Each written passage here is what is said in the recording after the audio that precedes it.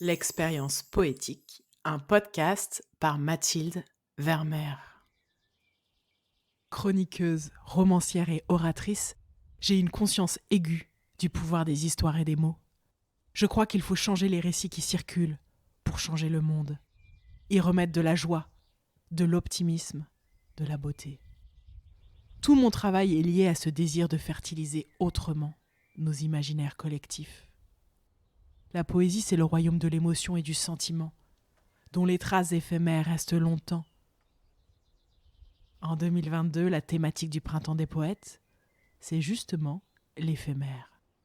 Alors, pour cette saison 2 du podcast L'expérience poétique, je vous propose de plonger chaque lundi dans une écriture poétique singulière, soulignée par un univers sonore original, et de vous laisser toucher par une plume contemporaine qui offre sa vision d'un éphémère inoubliable. Le poète de cette semaine me touche infiniment. Robert Desnos, né en 1900 à Paris. D'abord, il y a son regard qui me frappe, qui m'intrigue. J'y vois de la mélancolie parfois, et parfois une expression mutine. Ce côté rebelle va avec ses valeurs et ses engagements. Dès le début des années 30, il prend position contre le fascisme et il va tenir cette ligne jusqu'au bout de sa vie. Ça lui coûtera très cher. Il meurt en 1945 à la libération des camps de concentration, alors qu'il vient d'y passer un an, arrêté en 1944 par la Gestapo pour fait de résistance. Enfin, il y a ces textes, avec ce foisonnement nourri de musique, de cinéma, de littérature. Il adorait l'art. Les deux textes que je vous lis cette semaine sont des écrits de jeunesse, alors qu'il est proche du mouvement surréaliste. Ils sont publiés en 1930 par Gallimard dans un recueil intitulé Corps et biens. Fermez les yeux, écoutez la poésie foisonnante de Robert Desnos. Jamais d'autre que toi, en dépit des étoiles et des solitudes, en dépit des mutilations d'arbres à la tombée de la nuit. Jamais d'autre que toi ne poursuivra son chemin qui est le mien. Plus tu t'éloignes, et plus ton ombre s'agrandit. Jamais d'autre que toi ne saluera la mer à l'aube, quand fatigué d'errer, moi, sorti des forêts ténébreuses et des buissons d'orties, je marcherai vers l'écume. Jamais d'autre que toi ne posera sa main sur mon front et mes yeux, jamais d'autre que toi, et je nie le mensonge et l'infidélité. Ce navire à l'ancre, tu peux couper sa corde. Jamais d'autre que toi, l'aigle prisonnier dans une cage ronge lentement les barreaux de cuivre vert de grisé. Quelle évasion! C'est le dimanche, marqué par le chant des rossignols dans les bois d'un vert tendre, l'ennui des petites filles en présence d'une cage où s'agite un serin, tandis que dans la rue solitaire, le soleil lentement déplace sa ligne mince sur le trottoir chaud. Nous passerons d'autres lignes. Jamais, jamais d'autres que toi. Et moi, seul, seul comme le lierre fané des jardins de banlieue, seul comme le ver. Et toi, jamais d'autre que toi. J'aime l'intensité de ce texte, son côté tour à tour désespéré, colérique et résigné. Le second texte a pour titre Les espaces du sommeil. Vous allez voir, c'est une toute autre énergie.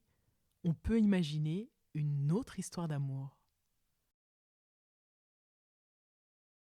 Dans la nuit, il y a naturellement les 7 merveilles du monde, et la grandeur, et le tragique, et le charme. Les forêts s'y heurtent confusément avec des créatures de légende cachées dans les fourrés. Il y a toi. Dans la nuit, il y a le pas du promeneur et celui de l'assassin et celui du sergent de ville et la lumière du réverbère et celle de la lanterne du chiffonnier. Il y a toi. Dans la nuit, passent les trains et les bateaux et le mirage des pays où il fait jour. les derniers souffles du crépuscule et les premiers frissons de l'aube. Il y a toi, un air de piano, un éclat de voix, une porte-claque, une horloge, et pas seulement les êtres et les choses et les bruits matériels, mais encore moi, qui me poursuit ou sans cesse me dépasse. Il y a toi, l'immolé, toi que j'attends. Parfois, d'étranges figures naissent à l'instant du sommeil et disparaissent. Quand je ferme les yeux, des floraisons phosphorescentes apparaissent et se fanent et renaissent comme des feux d'artifice charnus. Des pays inconnus que je parcours en compagnie de créatures. Il y a toi, sans doute, ô belle et discrète espionne, et l'âme palpable de l'étendue, et les parfums du ciel et des étoiles, et le chant du coq d'il y a 2000 ans, et le cri du paon dans des parcs en flammes, et des baisers, des mains qui se serrent sinistrement dans une lumière blafarde, et des essieux qui grincent sur des routes médusantes. Il y a toi, sans doute, que je ne connais pas, que je connais au contraire, mais qui, présente dans mes rêves, s'obstine à s'y laisser deviner, sans y paraître. Toi qui restes insaisissable dans la réalité et dans le rêve. Toi qui m'appartiens de par ma volonté de te posséder en illusion, mais qui n'approche ton visage du mien que mes yeux clos, aussi bien au rêve qu'à la réalité. Toi, qu'en dépit d'une rhétorique facile où le flot meurt sur les plages, où la corneille vole dans des usines en ruine, où le bois pourrit en craquant sous un soleil de plomb. Toi, qui es à la base de mes rêves et qui secoue mon esprit plein de métamorphoses et qui me laisse ton gant quand je baise ta main. Dans la nuit,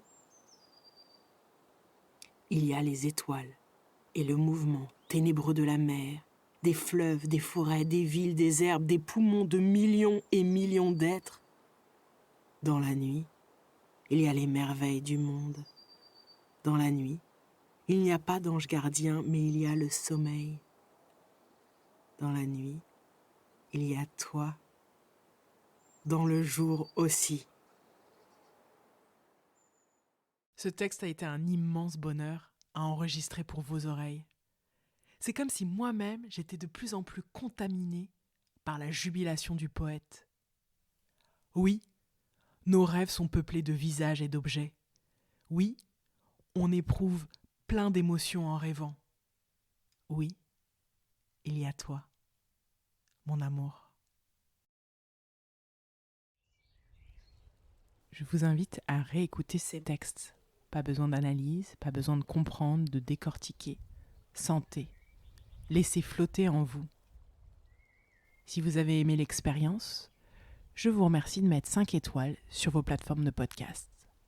Puis, en attendant le prochain épisode, retrouvez-moi sur Facebook et Instagram, @MathildeVermeer, pour d'autres contenus littéraires qui viendront nourrir votre sensibilité et votre besoin de profondeur. Enfin, pour soutenir ce projet, retrouvez le lien Tipeee en description de l'épisode. Je vous dis rendez-vous la semaine prochaine pour une nouvelle dose de poésie.